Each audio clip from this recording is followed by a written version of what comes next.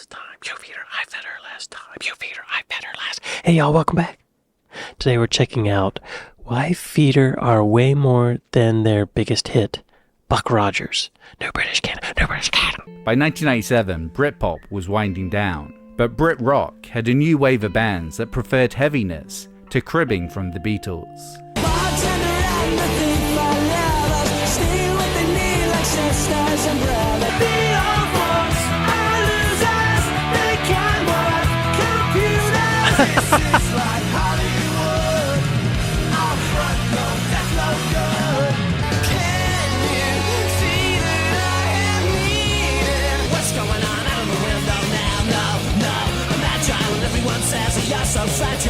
Amongst this lot were Feeder. Okay, interesting. The only band of that I recognized was Muse, and I did go through a Muse phase where I really loved Muse in the early 2000s, mid-2000s, I think. This old folk song is hilarious. Let's hear that again. Old folks can't work computers or something?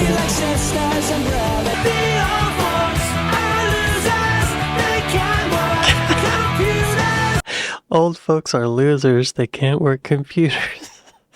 Timeless words. Y'all, I've not heard of Feeder. I think I heard of Feeder. What was the video I was watching?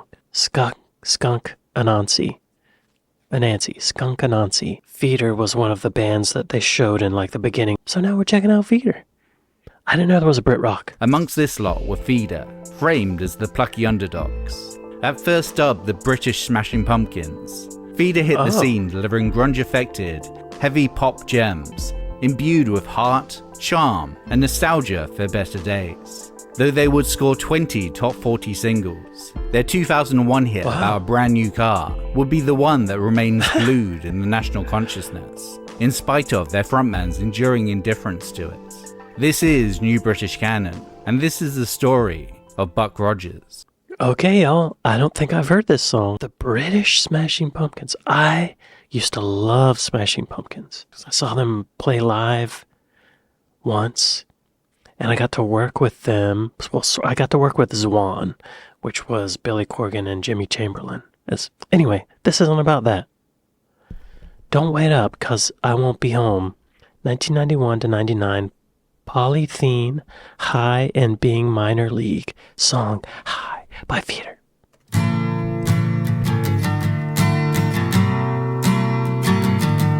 As early as 1991...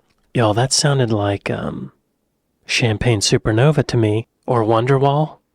Today is gonna be the day that I'm gonna throw it back to you. No, as early as 1991, guitarist Grant Nicholas and drummer John Lee from Newport, Wales, had been in groups together, flirting with names like Temper Temper and Real. However, by 1994, they had moved to London, joined up with Japanese-born bassist Taka Hirose, and started going by the name Feeder. Influences early on would be a mix of Sex Pistols, Nirvana, Black Sabbath, The Police, ABBA, and most markedly, the Smashing Pumpkins. This combination of punk, rock, and pop would be the formula that Feeder would blend into their own songs. Okay. I do love heavy music, but I also like good tunes. You can be as intense as you want, but still have a good melody in the song. Yeah. An early version of this crunchy sweet recipe would catch the ears of the Echo label, who signed the group after being particularly impressed by the atypical acoustic, Suffocate.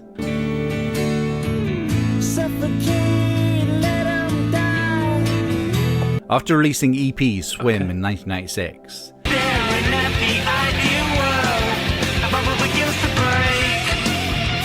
Feeder set their alt-rock cards on the table with their debut full-length, Polythene, in May 1997, though it would peak at... Hang on. I want to hear more of that song. Stereo World? I gotta hear more of that. I heard a halftime breakdown, and I'm a sucker for a halftime breakdown.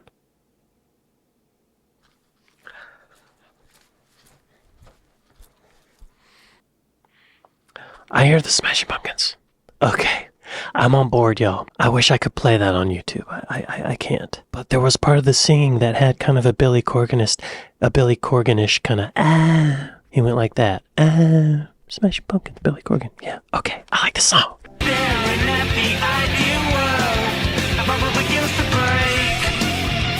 Feeder set their alt-rock cards on the table with their debut full-length, Polythene, in May 1997. Though it would peak at a less than stellar number 65 on the UK album chart. Better than it would me. be named Metal Hammer's Album of the Year and feature in Kerrang's End of Year Top 10. Early singles Tangerine,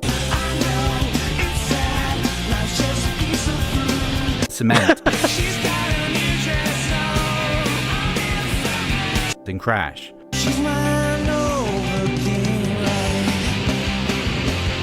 would climb up the UK singles chart with each successive release. But Feeder's first notable hit was High, released in October 1987, and what Kerrang described as a British reimagining of the Smashing Pumpkins today.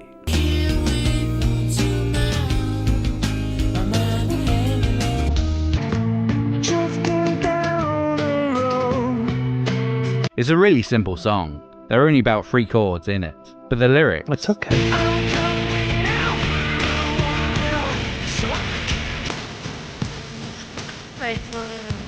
seem to connect with people. I could probably write a similar melody again, but not those words. It's a very youthful song. As well as smashing Crash's previous UK chart best, peaking at a lofty 24, opposed to the former single's number 48. Nice. High would also become the closest thing Feeder would ever come to a US radio hit. Via label dealings, High had managed to make its way onto the soundtrack of Replacement's monikered teen comedy, Can't Hardly Wait. I've never seen it. That's the most disgusting thing I've ever seen! As such, through listener requests, it became a modest hit on college radio, peaking at number 24 on the Billboard Modern Rock chart. That's great. Feeder, wanting to capitalize on this success, spent the next 9 months touring the US, as support varyingly for the Foo Fighters, Everclear, and Stabbing Westward. All in all, Feeder would play 125 shows across America over 1998, attempting to develop a following, but mostly ending up tired, homesick, and worse for wear.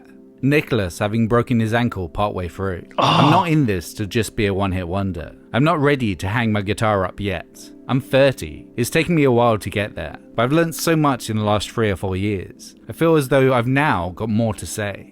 Insomnia, off their follow-up, 1999's Yesterday Went Too Soon, would delve into and reference Nicholas's experiences on this tour. Takes me back to better days, summer rays, the Everglades and June. But also fondly flashes back to home, and how this was his dream growing up in Wales. Thinking back to younger days, desire escaping Cooper's break. Along with the chorus continuing his lyrical love affair with over-the-counter drugs. Drinking myself to sleep again, 9 pills to keep me sane. It would be their biggest UK hit so far, reaching number 22. Although Yesterday Went Too Soon would enter the UK album chart at number 8. After years of touring both the UK and US, Feeder remained minor players in the rock scene.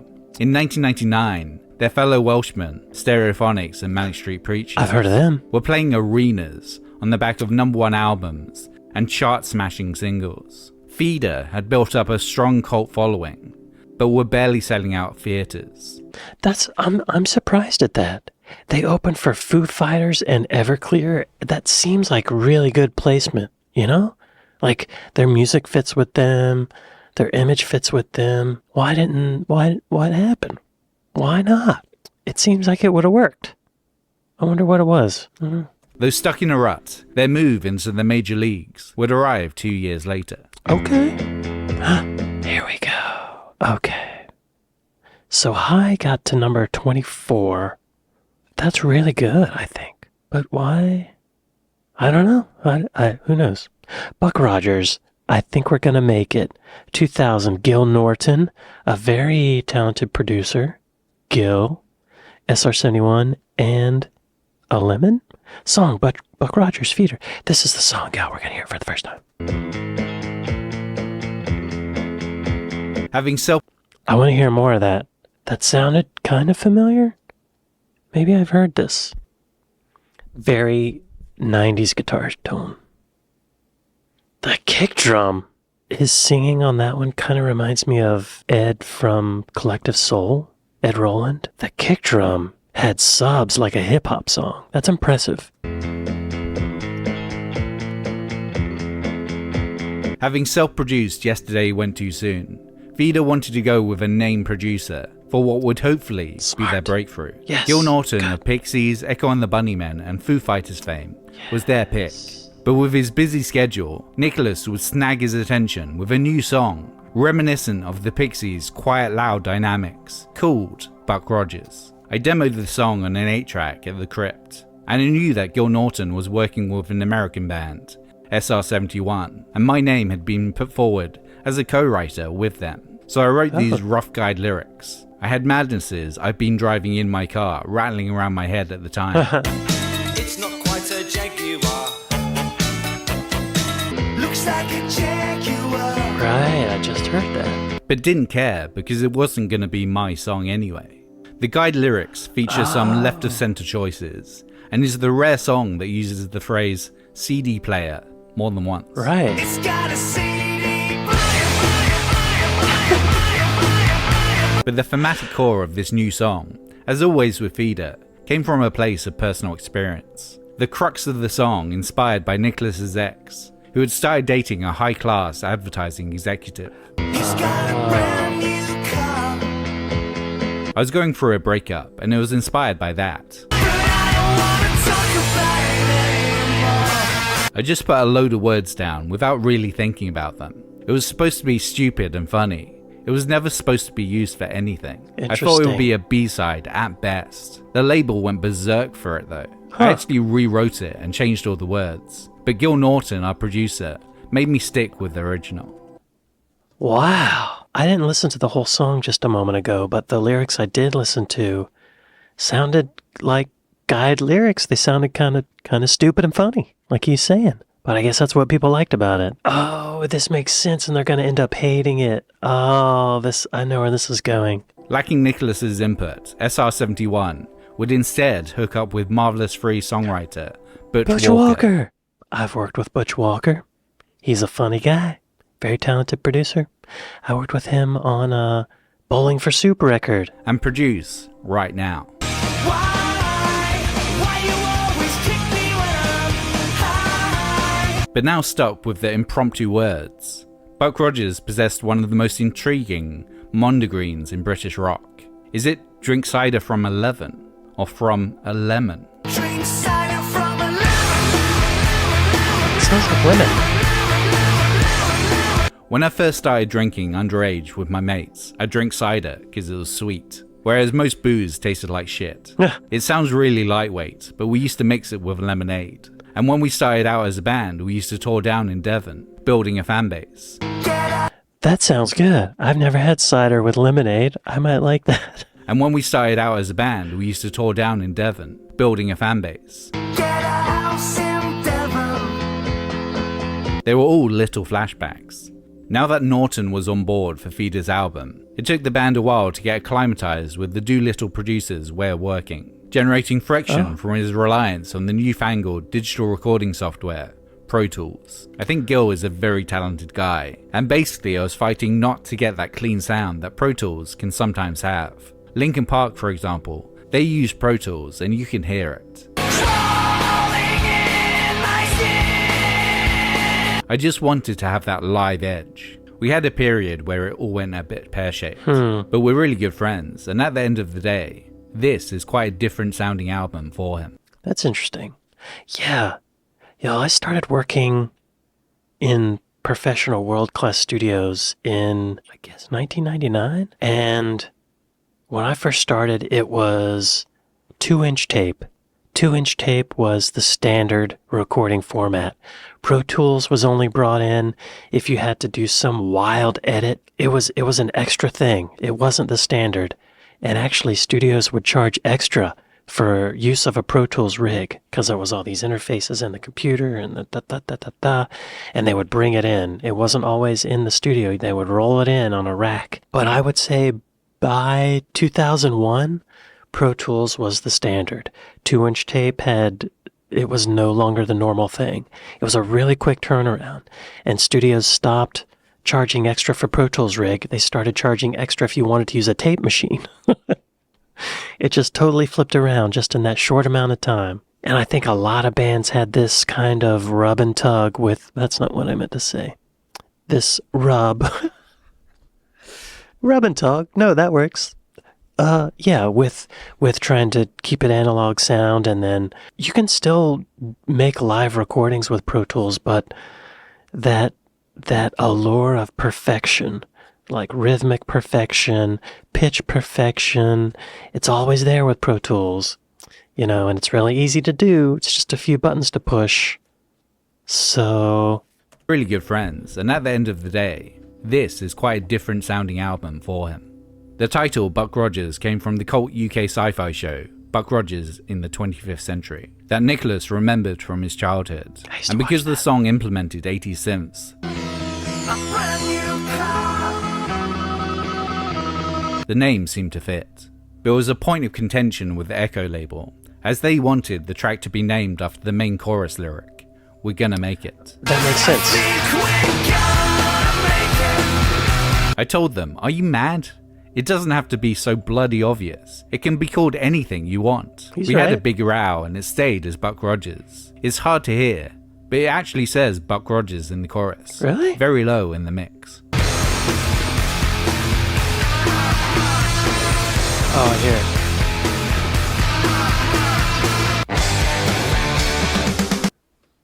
Whoa. Oh, this is crazy. This sound, it's very of the time, isn't it? Like the early 2000s. It's not punk.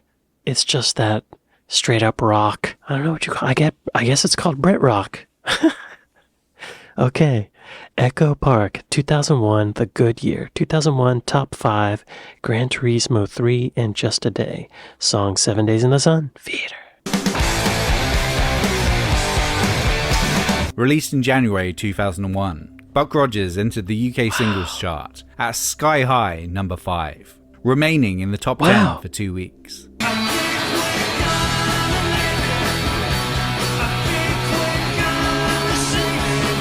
With its Okay, January 2001, I'm thinking about what I was doing. I was working at a recording studio 16 hours a day. That's why I didn't hear about this. I was working all the time. Or riding on a train. It's weird how I was more ingrained in the music industry, but also oblivious to it at the same time because I had blinders on to just what I was working on. Isn't that crazy? Weird how that works. Crunchy grunge fuck-off guitars. With its crunchy grunge fuck-off guitars, powerful drums, and anthemic rock chorus, Buck Rogers was an oddity in the top 10 at the time. On the rare occasions that a heavy rock song charted that high in the early 2000s, it would most definitely come from an American band. It's my life, it's now or never. Say it ain't so, I will not go. Turn the lights off, carry me. No.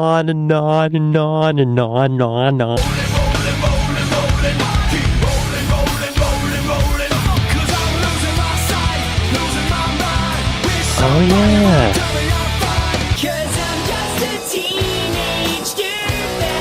Oh yeah. British guitar music was... I'm having flashbacks, y'all. I'm having trauma flashbacks.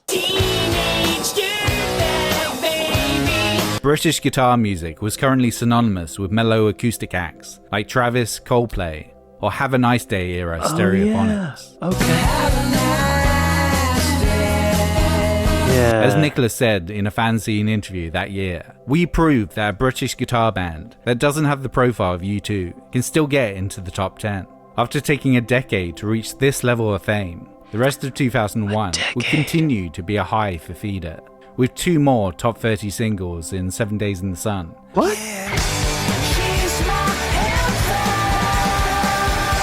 And Turn.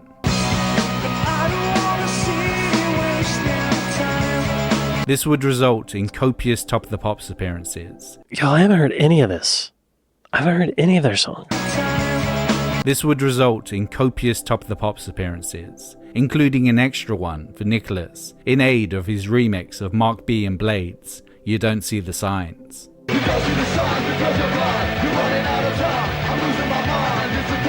Released in May of that year, album Echo Park would be their highest charting yet, and number 5. As well as this, 3 of their tracks, Buck Rogers' 7 Days in the Sun A non-album track, Just a Day, would appear on the Gran Turismo 3 soundtrack.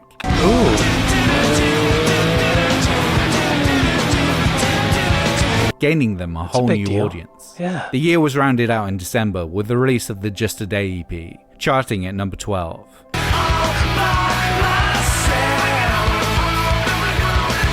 About the title track, Nicholas said, "I wrote it at the end of our second album and it just sort of hung around. It ended up on a computer game, and then it was a B-side, but the record company wanted to put it out as a single. I didn't want to though.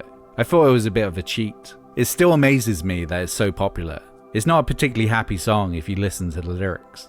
Who's gonna be there when I lost control? I'm heading to Crossland. Paired with the cover of The Police's Can't Stand Losing You, I can't stand losing. I can't stand losing. it would be the last recorded output of drummer John Lee.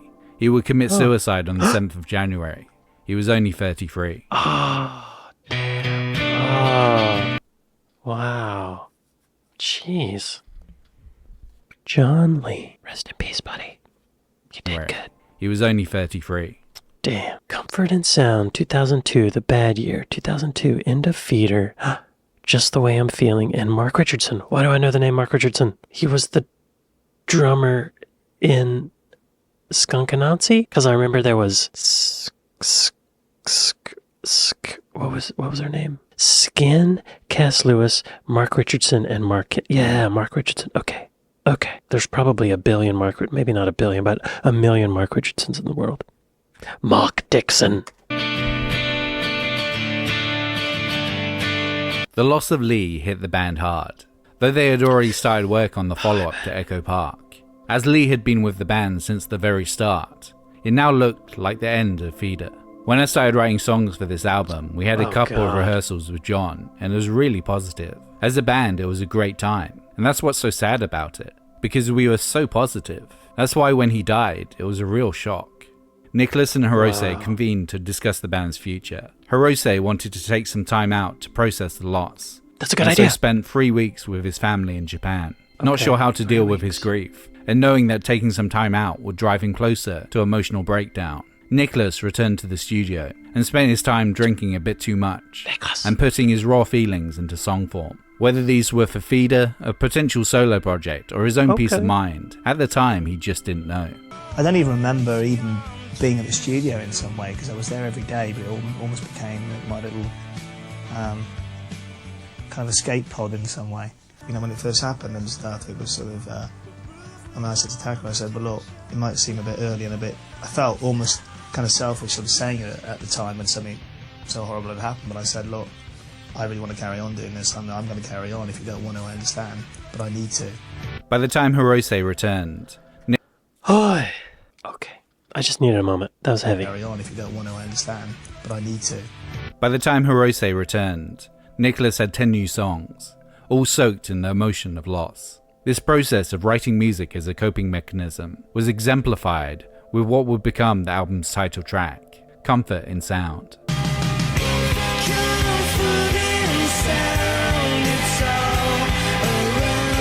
That song came very quickly after John's death. The words just came out to a degree. It's only now, when I look back, that I can see exactly what I was writing about. There are definitely certain lines in that song that sum up exactly what I was going through. We must regrets, restricted in our own belief. Hearing the quality of the songs, they decided to continue on with Feeder.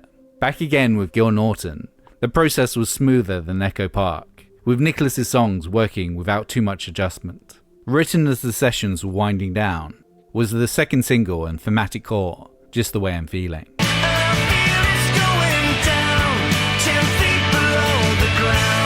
It was so simple, but I felt there was something I wanted to say. The lyrics and everything were very simple.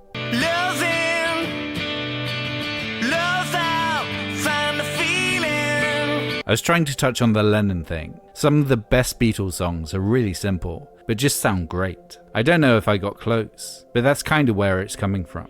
You close your eyes for someplace new. All in all, Comfort in Sound was mellower than previous Feeder albums, but his first single, Come Back Around, was still a rocker in the standard Feeder mode.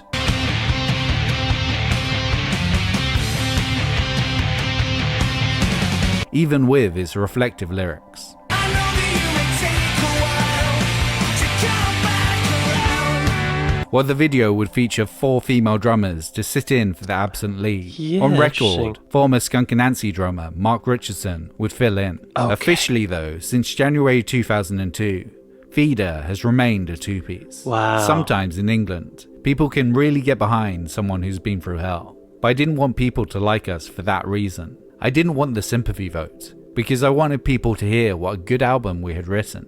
I think that happened in the end.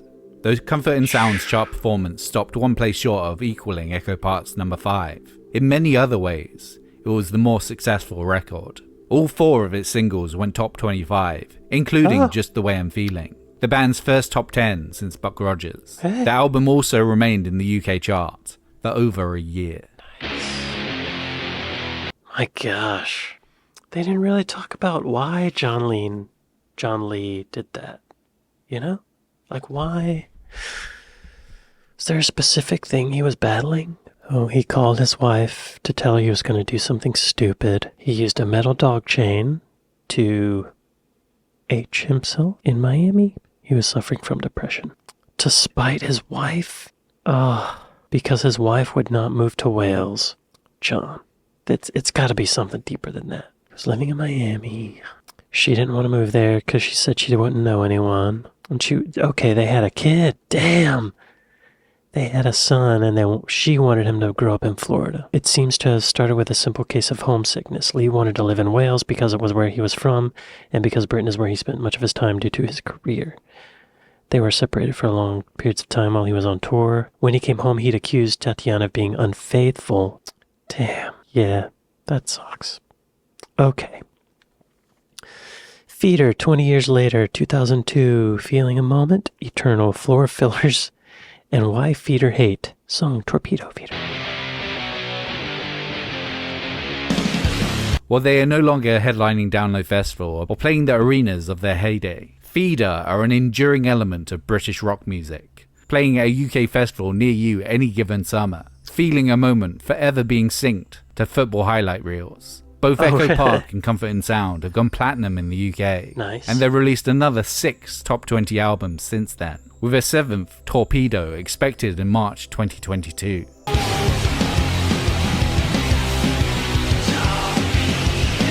But 20 years later, most when they think of Feeder, think of this song that consists of thrown together lyrics that wasn't supposed to be there. Buck Rogers. Nicholas's Wow. Yeah, embarrassment that's funny. about that one being the eternal indie floor filler is somewhat justified, as beloved as the song is.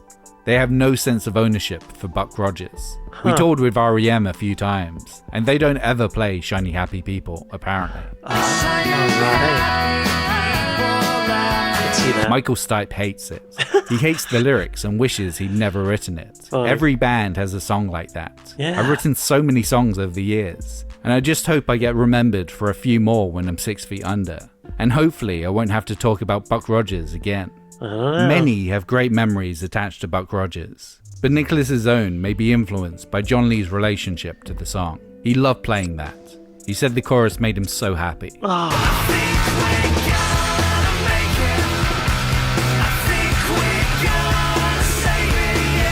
The song's Blind. Yo, he was a good drummer. And now I'm putting it together at the beginning of this video when I heard that halftime breakdown. That got me pumped. And that was from the drums, John Lee. Finding positivity clangs against what happened to his friend. Living with that and playing it every night can't be easy. When Feeder released their 4 LP Best of box set in 2017, Buck Rogers didn't open the collection. It is instead midway through the first record's B-side. Okay. An indication that Feeder aren't the biggest fans of the song that had the biggest impact on British culture. But also it's a not so subtle nod that they are so very much more than that one song with the silly cider lyric.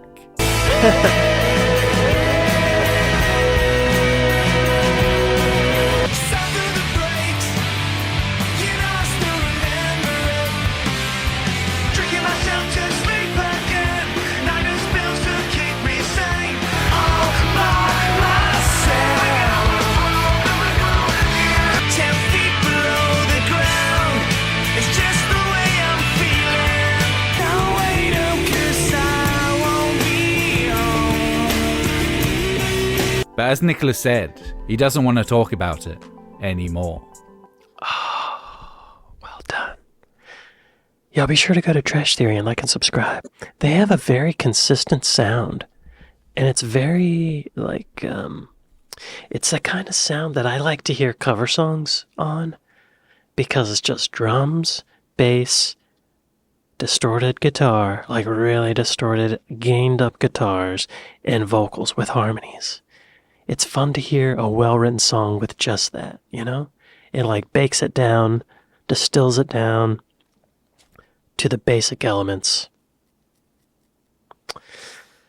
Man, that's tragic, but I'm glad they're still going, you know? I wonder what they look like on Apple Music. Show me on Apple Music. Fida. Oh, yeah, there they are, the two of them. Oh, they have a consistent design look, too, with their logo. Their logo reminds me of their sound. Distilled. What, is their top songs? Buck Rogers is first. Feeling a moment high. Come back around. Just the way I'm feeling. Miss you. Just a day. 7 days in the sun. Comfort and sound.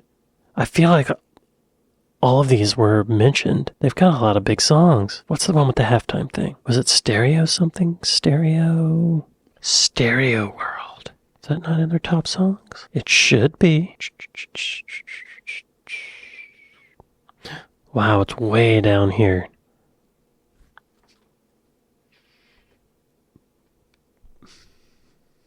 Yeah, I like that. Okay, anyway. Wow, what a tragedy. Oh. Well, this was fascinating. Now I know. Now I've heard them. Well, y'all, I'd like to thank my patrons. I'd like to thank my Buy Me a Coffee folks. Thank y'all for watching this with me, and I'll see y'all next time. Later.